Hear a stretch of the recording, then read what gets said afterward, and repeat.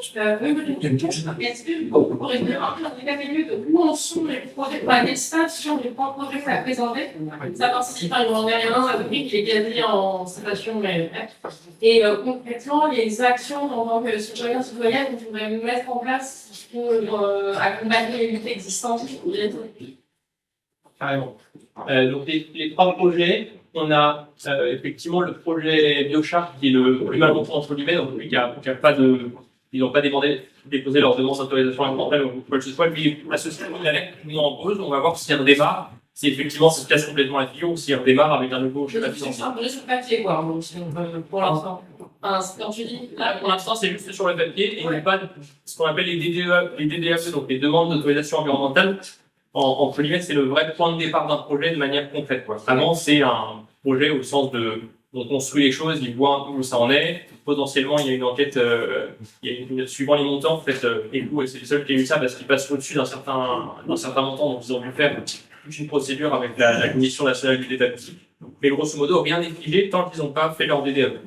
Donc, Biochar l'a pas fait et pour l'instant, il est NAF a déposé ses demandes d'autorisation environnementale. A eu l'enquête publique là en début d'année et on est à peu près alors peut-être que je sais si ça a déjà été validé ou pas, mais grosso modo à quelques jours près, là, on est autour des jours où normalement il devrait sans doute les obtenir et où du coup une fois que le préfet a dit vous avez vos autorisations environnementales, entre guillemets c'est le moment où le projet commence à être est validé d'un point de vue administratif et où là on passe à l'étape plus juridique, d'aller essayer de taper juridiquement sur les éléments du projet qui ne fonctionnent pas et qui ne sont pas cohérents. Plus on peut rester avant cette étape, mieux c'est. Là, c'est déjà avancé à ce niveau-là. Et ECO, ils ont déposé leur demande en décembre de l'année dernière, mais ça met un certain temps à être traité. Donc, normalement, ils sont censés faire leur enquête publique au troisième trimestre de cette année, donc là, cet automne. Et suite à l'enquête publique, il y a ou il n'y a pas, et en général, malheureusement, il y a autorisation de faire. Donc, le plus avancé à ce stade d'un point de vue administratif, c'est NAC, ensuite ECO et Biochar qui est encore.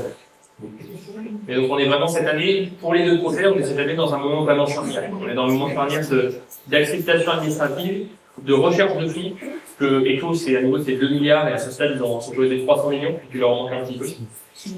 Et ensuite, s'ils arrivent à sécuriser tout ça et avoir les fonds, à pouvoir commencer la planification des travaux et à démarrer concrètement.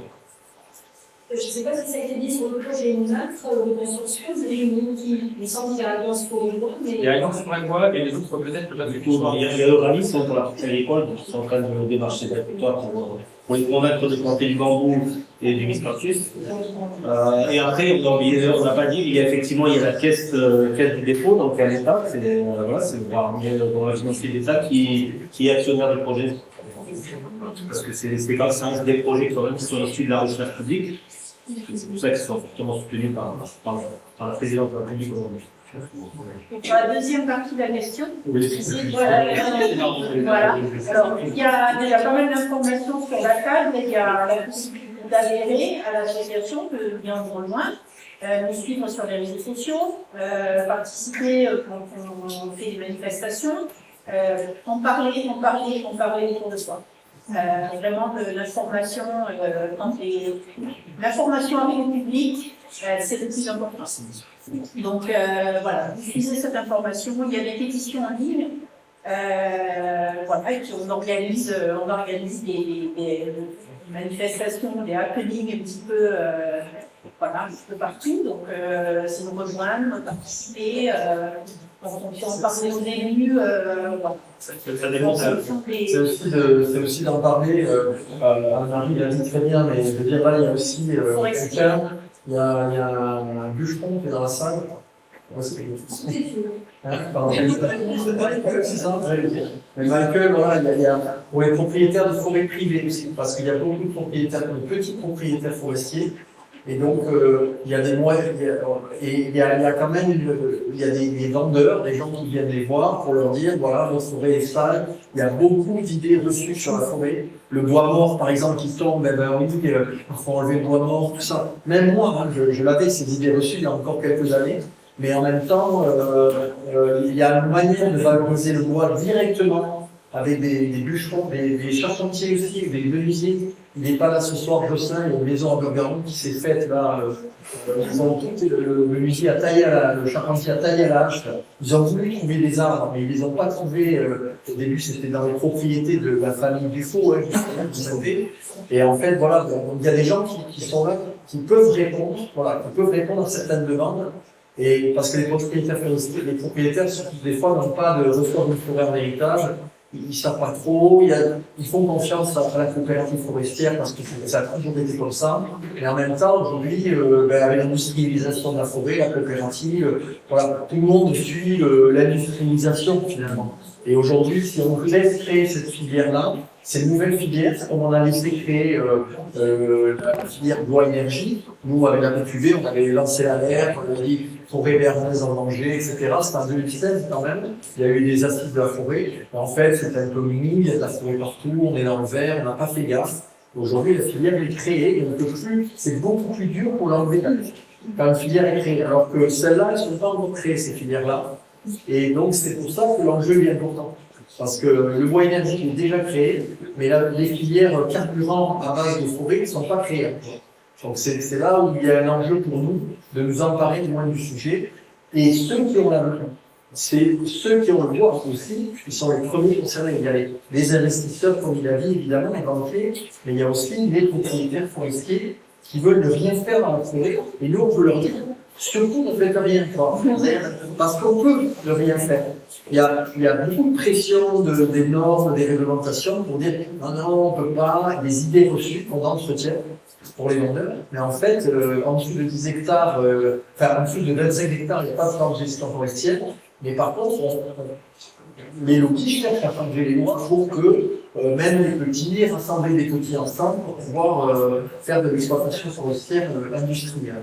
Donc c'est ça qu'il faut faire passer comme message chez nos copains, chez nos voisins, etc. Parce qu'il y a quand même un ratissage des élus forestiers aujourd'hui pour convaincre les gens que la forêt ne va pas bien.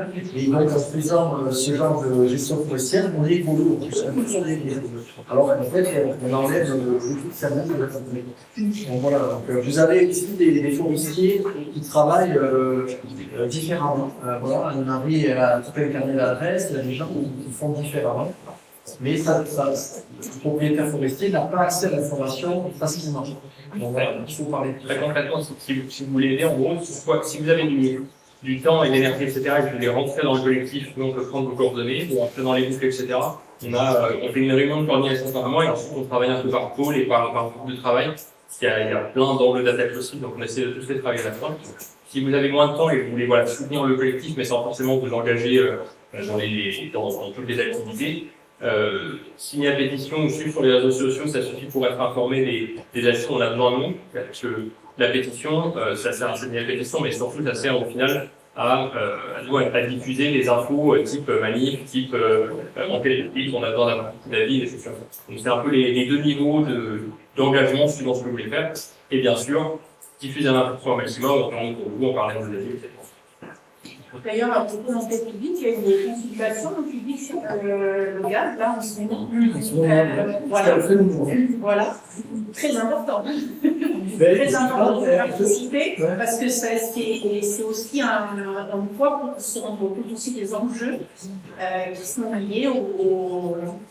Alors, il n'y a pas seulement la difficile, mais vraiment le rôle entre la forêt et le cycle de l'eau et la rivière. Donc, n'hésitez pas à participer aussi. Ça fait des actions qui sont également là pour concrètement local. Il y a une autre question, c'est des levées de part aussi. Est-ce qu'on sait sur quels critères le préfet valide ou il doit valider? Il y a les critères officiels et les moins officiels. Le préfet, en fait, pour revenir sur le préfet, le préfet, c'est le bras de l'État dans un territoire.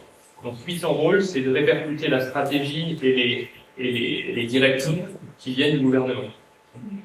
Ça c'est le officiel en termes de rôle, et c'est ce qui, au final, est non officiel dans les décisions parfois. Lui, il est censé prendre en compte l'intérêt du territoire, donc que ce soit l'intérêt économique, l'intérêt des habitants, l'intérêt écologique, etc. Maintenant, s'il y a un projet national qui a été flagué avoir une importance nationale, comme typiquement c'est le cas pour Écoute, parmi Comme Macron disait, il a cité un genre de cathédrale industrielle, et c'est censé aller plus vite parce que c'est des intérêts d'importance majeure d'après lui. Là, pour le coup, tous les opposants peuvent être contre, il peut y avoir des dommages écologiques majeurs, ça va pas faire bouger le problème. Lui, il va privilégier d'abord ce que le gouvernement lui dit, puis derrière, faire en sorte de voir comment ça peut passer au mieux. De manière officieuse, son vrai rôle, c'est de faire passer les directives de l'État de la manière la plus soft possible. Donc de voir là où il y a de la marge de manœuvre. Typiquement, ça reste une bonne brique, mais typiquement, ils ont réussi à réduire un peu leur prélèvement en eau pour pouvoir montrer qu'ils faisaient quand même des efforts sur tel ou tel jour. Et ensuite, pour enrôler le projet et montrer qu'il y avait une vraie concertation. Mais le boss du préfet, c'est le gouvernement, ce n'est pas les populations locales. Et avant la réduction de l'eau, sur le projet ECO, il y a également eu une pression, notamment de l'agence de Garonne, sur les limitations d'usage de l'eau. Nous prévisions, pareil, des 50 prochaines années, des réductions de l'usage d'eau, comme doit tous faire, tous les échelons de la société. Donc c'est aussi c'est des rapports de force en fait, et puis des conséquences extrêmement complexes. Il y a plus d'eau, il y a plus d'eau. On vous invite aussi, avant de s'écouter, pour ceux qui pensent qu'on scène un peu de télé quand même. Alors, on a abordé plein de sujets aussi. On a laissé le tas dehors, il y a de l'air dehors, il fait plus chaud qu'ici, mais il y a de l'air. On a laissé le tas pour partager un verre, un petit toast, un truc comme ça, parce que la convivialité est vachement importante, parce qu'on a tous des enjeux, des intérêts différents. Et vous avez entendu aussi quand même dans ces enjeux-là, vous venez d'entendre l'agence de l'eau,